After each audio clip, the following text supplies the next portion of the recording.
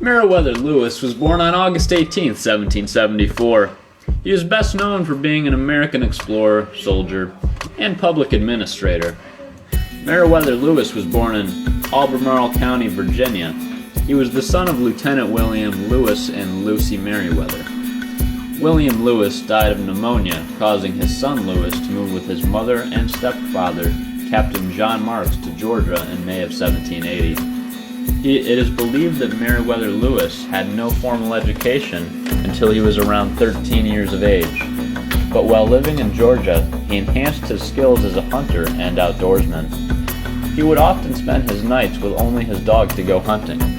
At an early age, Lewis became interested in natural history, which would develop into a lifelong passion. Growing up, Lewis's mother taught him how to differentiate herbs and use them for certain medical purposes. In 1795, Meriwether Lewis decided to join the United States Army. He commissioned as an ensign, which was a rank that was later abolished, but is equivalent to a modern lieutenant. By 1800, Meriwether Lewis achieved the rank of captain and ended his service in the year of 1801. It would be through the United States Army that Meriwether Lewis would meet his future partner, William Clark. On April 1, 1801, Lewis was appointed as an aide by President Thomas Jefferson. When Jefferson began to plan for an expedition across the continent, he chose Lewis to lead the expedition. Meriwether Lewis recruited Clark, then aged 33, to share command of the expedition. And preparing for the expedition, Lewis visited President Jefferson's scientific friends in Philadelphia for instructions in natural sciences, astronomical navigation, and field medicine. It is believed that it was during this period that for $20, Lewis purchased Seaman, his dog of the Newfoundland breed, to accompany him to the Pacific. Seaman, a black Newfoundland dog, became famous for being a member of the first American overland expedition from the Atlantic coast to the Pacific coast and back. He was the only animal to complete the entire trip. While on the expedition, both captains Meriwether Lewis and William Clark performed surgery on one of Seaman's arteries in his hind leg that had been severely damaged due to a beaver bite.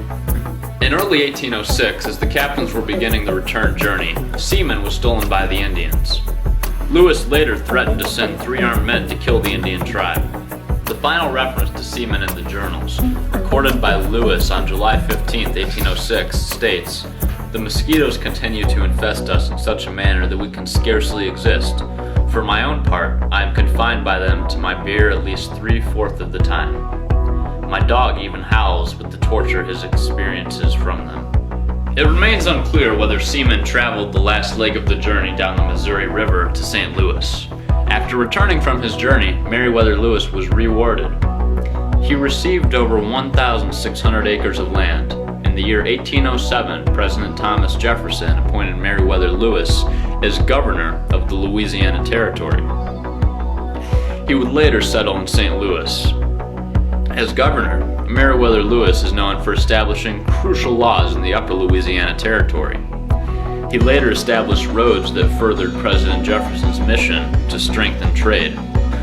He worked on establishing peace among the Indian tribes encountered during their exhibition. It was September 3rd of 1809 when Meriwether Lewis set out for Washington, D.C. to resolve early arguments that denied the payment of drafts he had drawn against the War Department while serving as governor of the Upper Louisiana Territory. Lewis's initial plan was to travel to Washington by ship from New Orleans, but was forced to change his plans due to robbers in the area. According to a letter written on October 18, 1809, Lewis stopped in an inn called Grinder's Stand, about 17 miles southwest of Nashville. After leaving dinner, he retired to his one-room cabin. In the pre-dawn hours of October 11th, the innkeeper's wife heard gunshots. Servants found Lewis badly injured from multiple gunshot wounds, one each to the head and gut. He bled out on his buffalo robe and died shortly after sunrise. The same account was published in the Nashville Democrat-Clarion. Lewis's mother and relatives contended it was murder. A coroner's jury held an inquest immediately after Lewis's death as provided by local law. However, they did not charge anyone with murdering Lewis. The jury foreman kept a pocket diary of the proceedings. The pocket diary disappeared in the early 1900s. Lewis died while traveling to Washington to petition the government after it had refused to honor drafts paid by Lewis as governor of the Louisiana Territory, leaving him in potentially ruinous debt. He had written his will and had attempted suicide already on this journey, mentioning his other problems that included debt, heavy drinking, and possible morphine or opium use. The explorer was buried near present-day Hohenwald, Tennessee.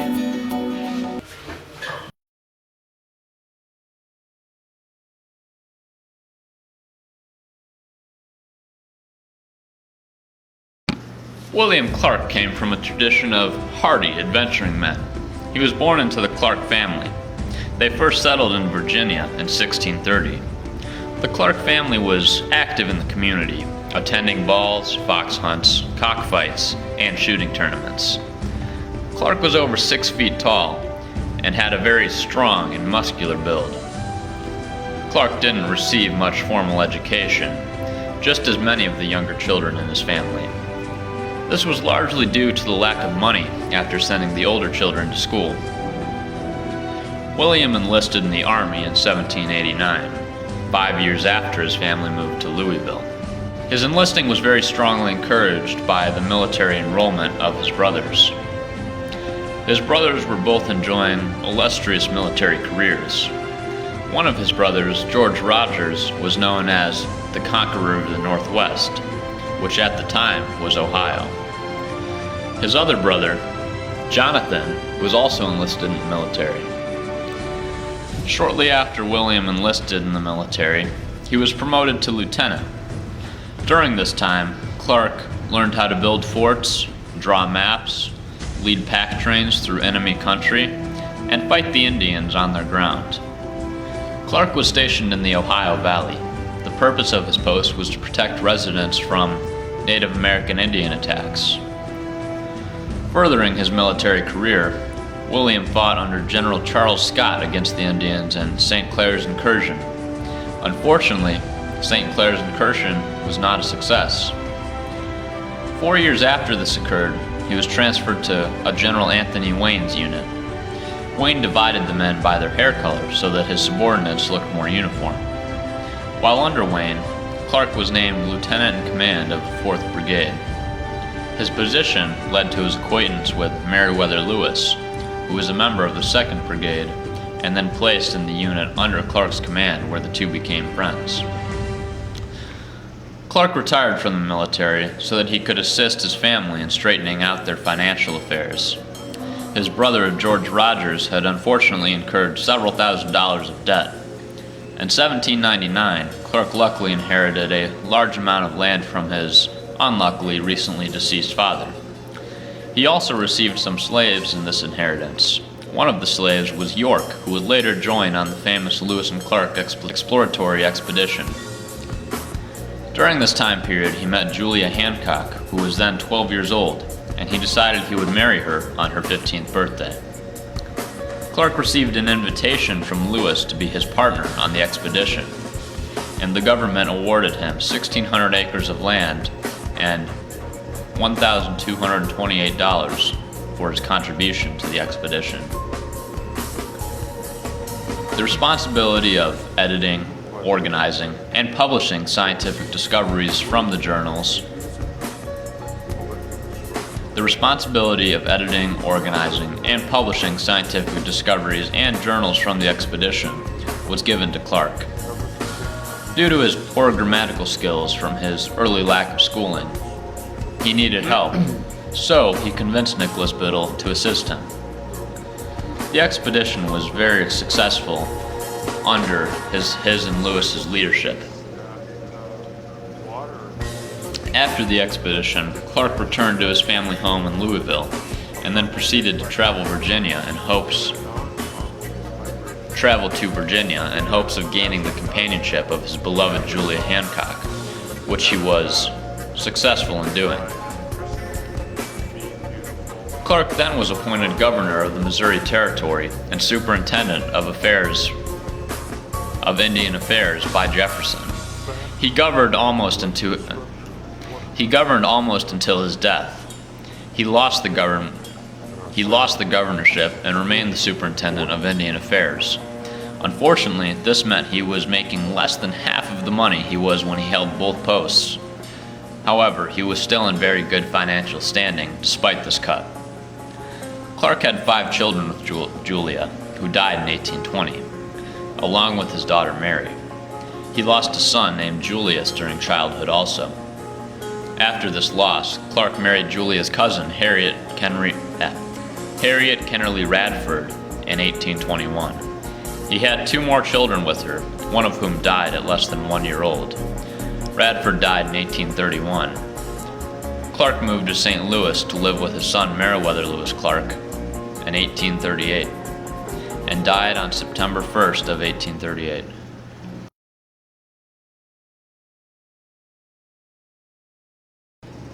Sacagawea is most famous for her exploration efforts with Lewis and Clark.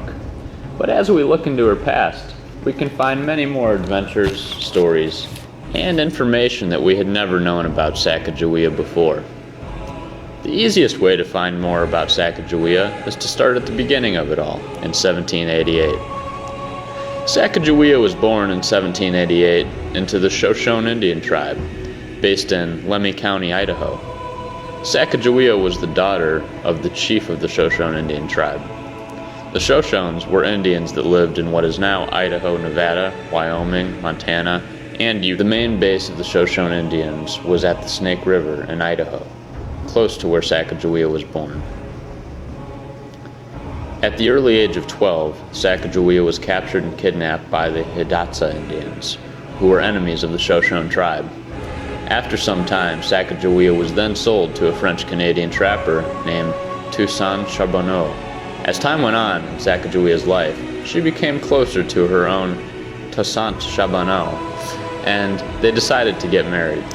After Sacagawea and Toussaint got married, they lived among the Hidatsu and Mandan Indians near the upper Missouri River area, which is now present-day North Dakota. In November of 1804, an expeditionary team led by Meriwether Lewis and William Clark passed through the area where Sacagawea and her husband lived. This expedition's purpose was to explore the newly acquired western lands and find a path to the Pacific Ocean. Lewis and Clark decided to build Fort Mandan in this area of Iowa near Sacagawea and her husband so they could have some resting time during the following winter. Right after Lewis and Clark met Sacagawea's husband, Charbonneau, they immediately chose him to serve as an interpreter on their expedition. And even though Sacagawea had just become pregnant with her first child, she was also chosen to accompany Lewis and Clark on their expedition. The main reason Lewis and Clark chose Sacagawea was because of her great understanding and comprehension of the Shoshone language. Before Lewis and Clark were ready to leave for their expedition in February of 1805, Sacagawea and her husband's first child was born, and named Jean-Baptiste Charbonneau. Sacagawea was already proving herself useful by her ability to find edible plants and other foods. As the expedition continued, Sacagawea was able to save supplies and cargo when the poorly stabilized boat she was riding in capsized. Sacagawea also served as a symbol of peace throughout the expedition with Lewis and Clark, because a woman and a child would be treated better than a group of men alone. As the expedition led on, Sacagawea, Lewis, and Clark, and the rest of the Corps ran into a group of Shoshone Indians. Sacagawea immediately recognized the leader of the Indian tribe as her brother, Kamahuet. Sibling relationship that Sacagawea was able to purchase horses to use on the expedition across the Rocky Mountains from the Shoshone Indian tribe. After the short visit with her brother, Sacagawea was ready to head west again with Lewis and Clark. After a very long and strenuous journey across the Rocky Mountains and hundreds and thousands of miles, Sacagawea, Lewis, and Clark reached the Pacific Ocean in November of 1805. It was now the winter of 1805. Sacagawea, Lewis, Clark, and all of the other explorers decided to build Fort Clatsop near the present-day Astoria, Oregon. The group remained at this fort until March of 1806. Beginning in April of 1806, Sacagawea and her family began to head back home. The family stopped when they reached the Mandan villages. The group of Sacagawea, her son, and her husband now split up with Lewis and Clark and would eventually go their separate directions. Approximately 3 years later, Sacagawea gave birth to her second child, a daughter that Sacagawea and her husband named Lisette. In 1812, very soon after the birth of her daughter Lisette, Sacagawea reportedly died at Fort Emmanuel, which is currently Kinnell, South Dakota.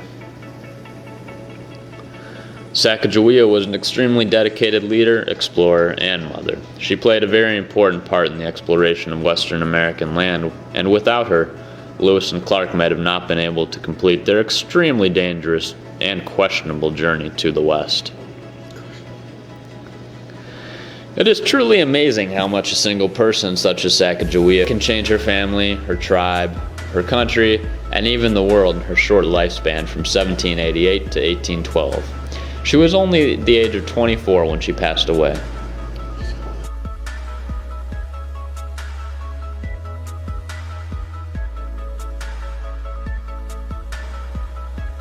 On their journey, Lewis and Clark required many supplies. They brought a 55-foot keelboat with a broadsail and 35 oars. They also brought 12 horses to pull the boat through the streams. Also included in their supplies was a variety of camping equipment. They brought 150 yards of cloth used to pitch tents and repair clothing. They also brought 6 large needles for repairs. For helping to create campsites, they had chisels, handsaws, hatchets, and mosquito tents to protect from dangerous bugs. For finding food and survival purposes, they had 10.5 pounds of fishing hooks, lines, iron corn mills, steels for creating fire, 193 pounds of portable soup, thick paste with boiled egg, beef, vegetable, and they only ate it if no other food was available. They also had spoons for eating and oilskin bags to hold food in. As far as clothing was concerned, they brought along 45 flannel shirts, 20 coats, handmade shoes, and 15 frocks for women's dresses. For when it got cold, they had 15 pairs of woolen pants, overalls, and 30 stockings to wear under. Also, 15 blankets for during rest periods. As far as weaponry was concerned, the main rifle they used was a prototype Kentucky rifle, and they also had 15 1803 muzzle-loaded .54 caliber rifles. Along with this, they brought 500 rifle flints, 420 pounds of steel lead for bullets, 176 pounds of gunpowder, and 52 lead canisters. Additionally, they brought with 15 gun slings and a powder horn. Lewis and Clark also sought necessary to bring with a long-barreled rifle that shot bullets with compressed air, and 24 large knives. As far as medicine was concerned, they had 50 dozen thunderclapper pills, which were laxatives. They also had 1,100 doses of emetic, which were pills to induce vomiting, and 3,500 doses of diaphoretic, which was to induce sweat. They also had surgery tools with them, such as syringes, tourniquets, forceps, surgical scissors and lancets, 2-edged syringe blades.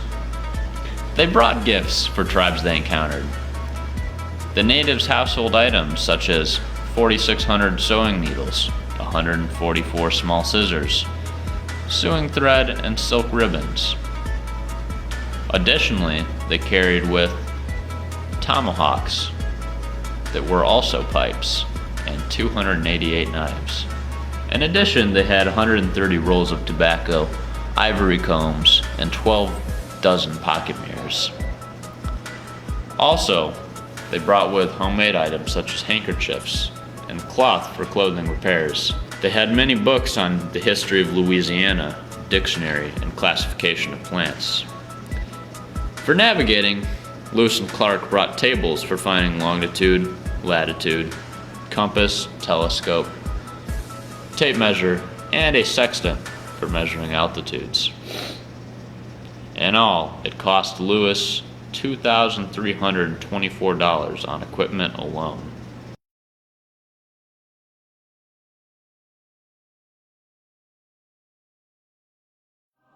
Lewis and Clark's excursion into the western frontier required many new techniques to accomplish ordinary tasks. Fueling their trip required various forms of hunting and food collection. Hunting, gathering, and shepherding of food for the explorers. They set out with 7 tons of food and were expected to hunt and collect greens in order to replenish their supplies. Additionally, 193 pounds of dried out portable soup was brought to use as an emergency ration, which saved them from starvation on several occasions. The crew utilized various forms of game and different hunting methods to supply themselves with food throughout the expedition. During the excursion, each man consumed 9 pounds of meat per day when allotted. According to William Clark, it requires 4 deer, or an elk and a deer, or 1 buffalo to supply us for 24 hours. This translated to 9 pounds of meat a day for each person. To meet his high requirement of food, the hunters were kept busy throughout the expedition. Raymond Darwin Burroughs accounted for the game killed during the trip. Deer, 1,001. Elk, 375. Bison, 227. Antelope, 62. Bighorn sheep, 35. Bears, grizzly, 43. Bears, black, 23. Beaver, 113. Otter, 16. Geese and brant, 104. Grouse, 46. Turkeys, 9. Plovers, 48. Wolves, 18. Indian dogs, 190. And horses, 12. This list does not include the countless smaller and more exotic animals that were captured and eaten by the Corps, such as hawk, coyote, fox, crow, eagle, gopher, muskrat, seal, whale blubber, turtle, mussels, crab, salmon, and trout. Nor does it enumerate the unfamiliar varieties of fruits, vegetables, mushrooms, seeds, and nuts that were found to be edible. However, all are mentioned in the journals along with detailed and sometimes lively accounts of accompanying adventures. Deer were plenty in North America, so venison became a viable and dependable source of food. In Montana and Idaho, a Shoshone tribesman gave Lewis antelope and his first taste of salmon. And the Chopanish section of the Nez Perce tribe, which covered Idaho, Oregon, and Washington, offered the group edible roots as well as dog. Although venison was a dependable food source, they were introduced to many capable substitutes. Rifle hunting was not the only technique used to collect food during westward expansion. Fish wares and an air gun were used to gather food for the group. Clark visited a Shoshone camp located in the Lemhi River, where he and his men feasted on salmon while observing the permanent fish wares. He found the ware extended across 4 channels of the river, which was here divided by 3 small islands.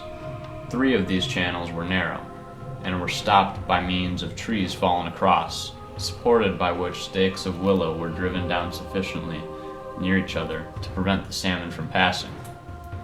About the center of each cylindric basket of 18 or 20 feet in length, terminating in a conic shape at its lower extremity, formed of willows, was opposed to a small aperture in the ware with its mouth upstream to receive the fish. This method proved effective in providing the Shoshone camp and Lewis and Clark's group with fish to consume. On September 7, 1803, Lewis docked at what is now West Virginia, a pretty considerable village of about 50 dwellings. There he met Colonel Thomas Rodney, who showed Lewis and Clark his air gun, which fired 22 times at one charge. He shewed us the mode of charging her, and then loaded with 12 balls which he intended to fire at one time. But she by some means lost the whole charge of air at the first fire. He charged her again, and then she fired twice. He then found the cause, and in some measure prevented the air escaping, and then she fired 7 times. But when in perfect order, she fires 22 times in a minute. All the balls are put at once into a short side barrel, and are then dropped into the chamber of the gun, one at a time, by moving a spring. Despite being cumbersome, these new skills helped the group collect food sources during the westward expansion. Although Lewis and Clark's journey was primarily driven by the discovery of the western frontier, having adequate food collection and hunting techniques was necessary to make their journey a success.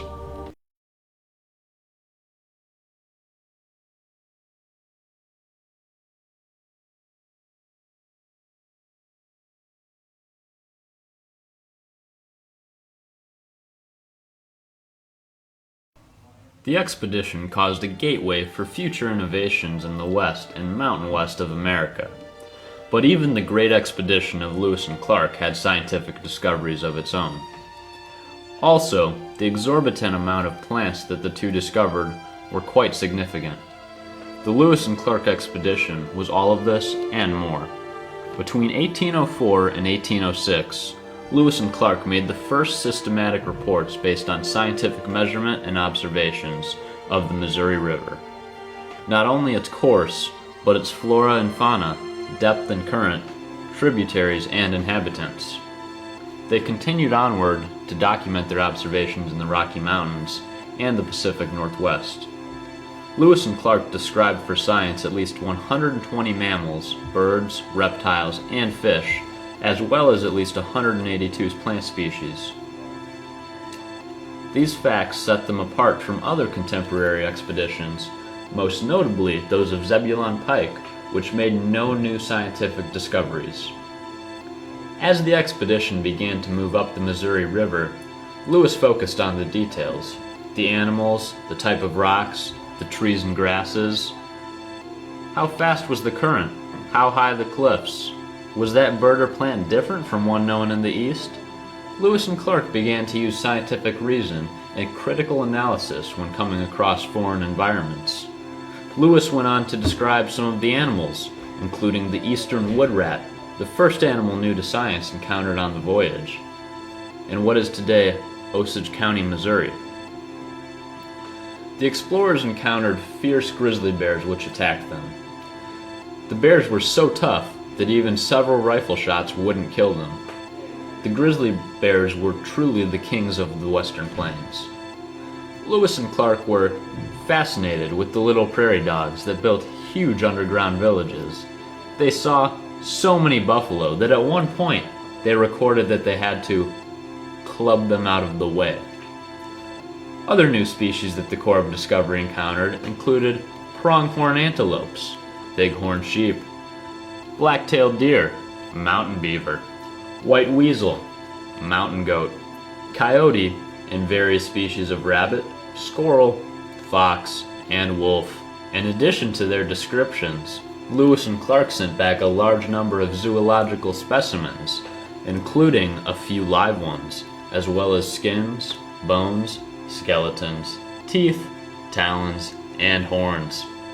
Among the 5 live animals Lewis sent Jefferson in 1805 was a barking squirrel, or black-tailed prairie dog, which lived out the rest of its life at the White House, in the lap of luxury. Clark made his scientific mark primarily in the field of cartography, for which his training consisted mainly of some experience in practical surveying and a limited amount of Army mapping. Yet his relatively crude maps prepared under field conditions enriched geographical knowledge and stimulated cartographical advances.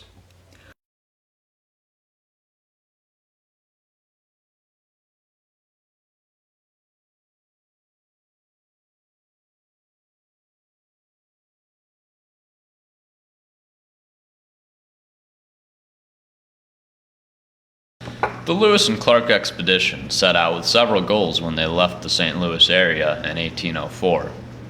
One of the many goals was to carry out diplomacy and gather information about the various tribes of American Indians encountered on their journey.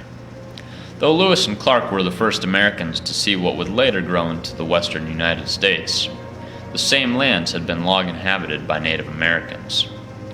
During their journey, contact was exchanged with at the very least over 50 Native American tribes. They quickly learned the many definitions of the word Indian and how the tribes were all different in their own ways and cultures. Each and every tribe had their own rituals and ways of doing things. Every tribe was completely different.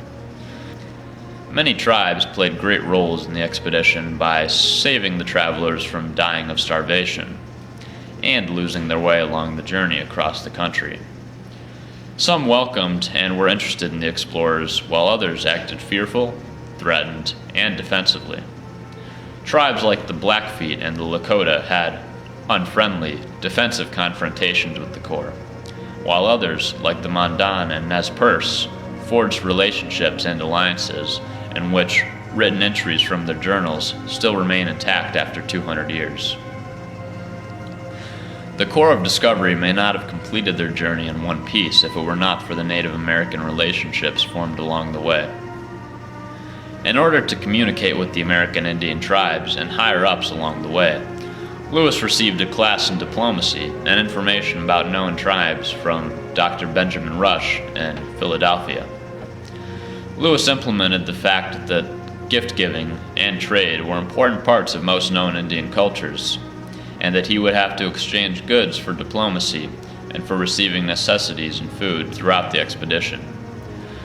Lewis brought along peace medals provided by the U.S. government in silver for exchange between the Corps and the American Indian tribes.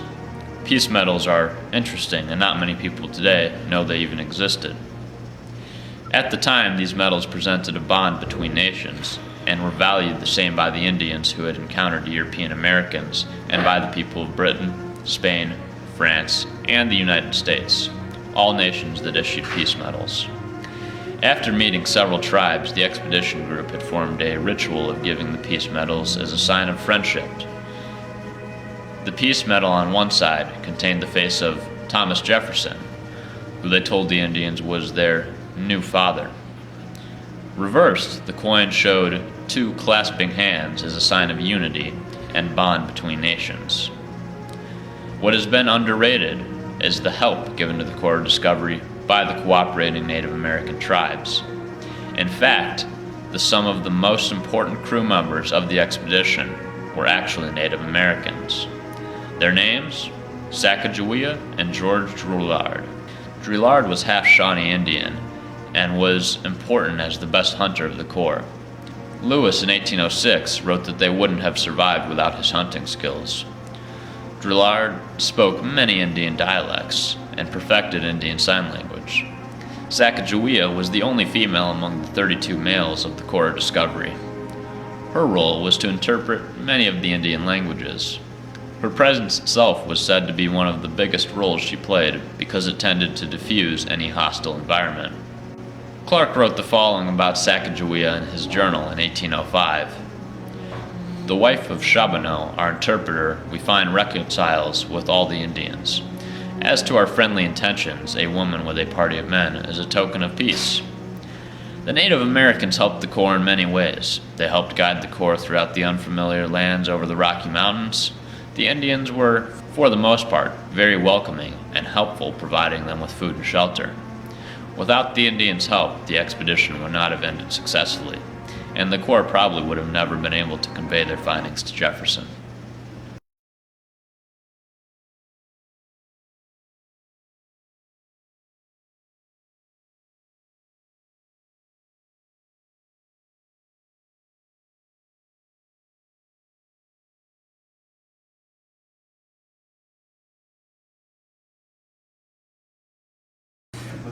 In late August of 1804, the expedition had already encountered other Indians, but none were as powerful as the Sioux. President Jefferson had specified that his tribe of Indians was strong and that he wanted Lewis and Clark to make a good impression on them. When they arrived, they met the Yankton Sioux first. The Yankton Sioux were more peaceful and hospitable than their neighbors, the Teton Sioux. For trade, the Corps gave the Yankton only 5 medals. The medals were peace medals, and they signified that the Americans understood that the Indian chiefs were powerful and significant. The Yankton were impressed with the Americans. and warned them that they would have more trouble with the Teton unless they had more to give. Later, they arrived at the village of the Teton Sioux. Despite the warning they received, they only gave the Teton a single medal, a military uniform coat, and a hat. This angered the Teton greatly because they felt insulted. In payment for peace, one of the chiefs demanded one of the ships that the expedition was using. Eventually, the Teton became hostile, so the sailors prepared the cannons, and Clark drew his sword to prepare for battle. Fortunately, Chief Black Buffalo intervened and stopped the fight before it happened. In November of 1804, shortly after the encounter with the Sioux, the expedition were trying to find the Mandan Indian tribes to spend the winter among them in relative warmth and safety. When they arrived, they started to build a fort as protection against a possible attack from the Sioux. By the time it was finished, it was already the winter, and the temperature was averaging around 0 degrees, if not below. When it was that cold outside, the posted sentinels had to be replaced every half hour to prevent frostbite and other cold weather injuries. Before long, the expedition was starting to run out of food and supplies, and if they didn't find any soon, they would face starvation. While they kept busy by repairing the fort, hunting buffalo, and trading with the Mandan. Also, during this time, they hired an interpreter, whose wife's name was Sacagawea. In April of 1805, Lewis and Clark were warned about the grizzly bears and of how powerful they were. The Indians said that if they were hunting one, they would send 10 or so of their best warriors to kill it, and even with that many, some would still get killed. At first, Lewis just assumed the bears were only hard to kill because the Indians used bows and arrows against them, and the English had firearms and the bear would be no match for them. Later, he changed his mind. He was out scouting, and he saw a buffalo, so he hunted it and shot it. Shortly after, a grizzly bear came out of nowhere and charged at Lewis. He hadn't reloaded his gun, so he ran, and was chased by the bear until it stopped for no reason and left him alone. After seeing one firsthand, he decided that no one was to be away from camp alone. Later, there was an attack where grizzly bears attacked the company, and more than 10 people had shot it before it went down. This further increased Lewis's opinion of the bears and their strength. In June of 1805, the expedition encountered the Great Falls Portage, a large site with dozens of waterfalls, where they had to carry their ships and other equipment. And also, one of their ships broke, so they had to take a few days to build 2 new, smaller ones. In July of 1805, the expedition met the Shoshone tribe. The chief happened to be Sacagawea's brother, where they could finally get the supplies to cross the Rockies. While in the village, they found a path that was used to cross the mountains. It was used by the Indians. With their new info, they set off on the hardest part of the journey. While they were there, they ran out of supplies and food. Animals to hunt were scarce, and there was little vegetation, so the men were starving. The horses were also starving, and 3 died, so the men decided to eat them for food. Finally, in October, the expedition was out of the mountains and found the Nez Perce tribe, the ones who had made the path through the mountains.